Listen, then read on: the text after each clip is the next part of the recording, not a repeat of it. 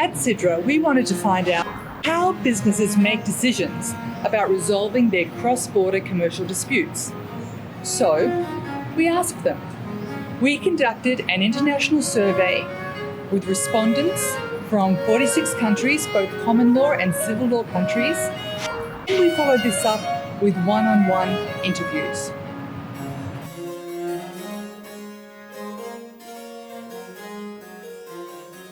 There are 5 aspects of the SIDRA survey that make it unique.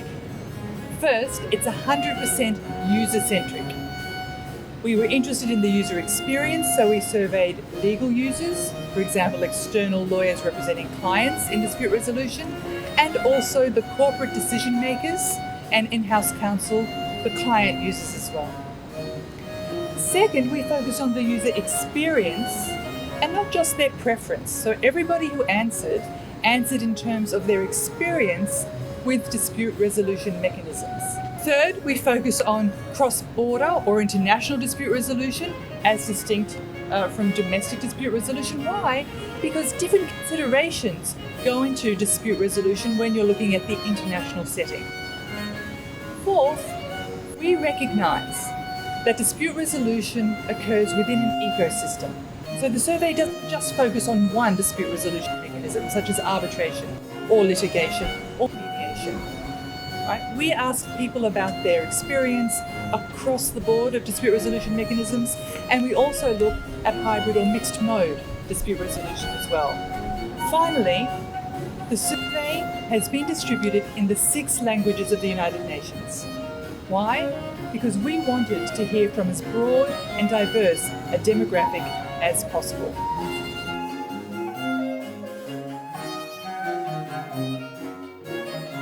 So Michael, here in 2021, after more than a year of the pandemic and most of us going online, at least in part, to manage our disputes, there are some mixed reactions coming out of the SIDRA interviews about people's experiences of mediating, arbitrating and litigating online. I think part of the answer to that is that we've tried to emulate what we were doing before the pandemic using the technology.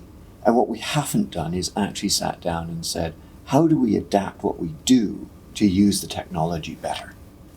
I was talking to an arbitrator recently, and I think it was a revelation to him. He said he was doing a regular arbitration using one of the readily available social communication platforms, and he had a million ideas about how to restructure the arbitration procedure that he was conducting in order to make it much more efficient. I think that's exactly right. We're used to having a single hearing over a period of a week or 2 weeks, 8-hour, 10-hour days. Why aren't we rethinking that and taking into account that you have fatigue of looking on the screen? We also have to think about how we are presenting ourselves, and we need to become actors for the camera, not for the stage any longer. And so there's an adaptation of how we do it, how we do cross-examination has to change, etc. So there's a complete change needed in how we think about running a hearing. So we need to rethink how we do what we do to get the same or better results when we're using technology.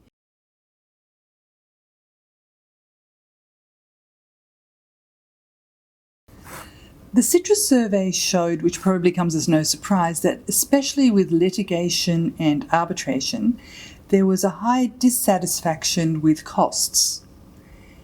So what are some ways to deal with that? One of the ways of addressing the cost issue is to involve a third-party funder. Now that takes care of 2 issues. One is who is paying those costs, and so you get someone who is outside of the organization funding the whole litigation. The other part of it is that you're bringing in someone whose full-time job is to do litigation and arbitration, and so you get the benefit of them helping manage your costs. So my understanding is that while third-party funding has been around in some parts of the world for a long time, it's fairly new in Asia and is emerging here now. And in the next rollout of the survey, we'll be asking our users about how they use third-party funders and what their experience has been. I think that's a great area to start exploring because the legislation has recently changed in Asia as to the legality of using third-party funders. And obviously a number of them have set up here in Singapore.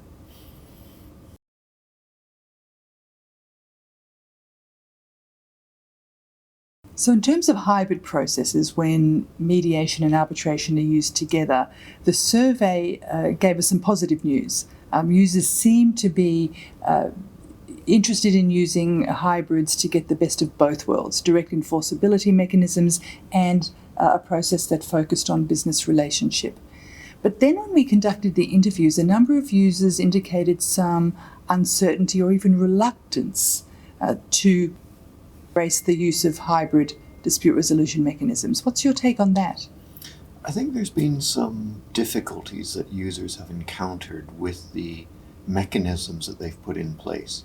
Some of them have found themselves in an endless loop at lower levels of the process without being able to escalate higher to resolve problems. So they've found themselves a little bit caught in the dispute resolution mechanism. So I think the users need to be very careful about how they craft those levels and that they use the simpler processes to solve the easier problems, but allow themselves the escape route to escalate in a timely manner.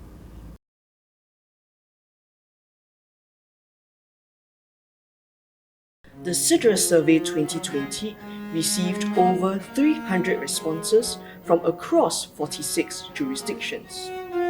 This year, we hope to receive responses from lawyers, legal advisors, in-house counsel, and corporate executives with experience in international dispute resolution. The survey will close on 16 May and is available in the 6 UN languages. We look forward to your invaluable contributions and in you contributing to the thought leadership in international dispute resolution.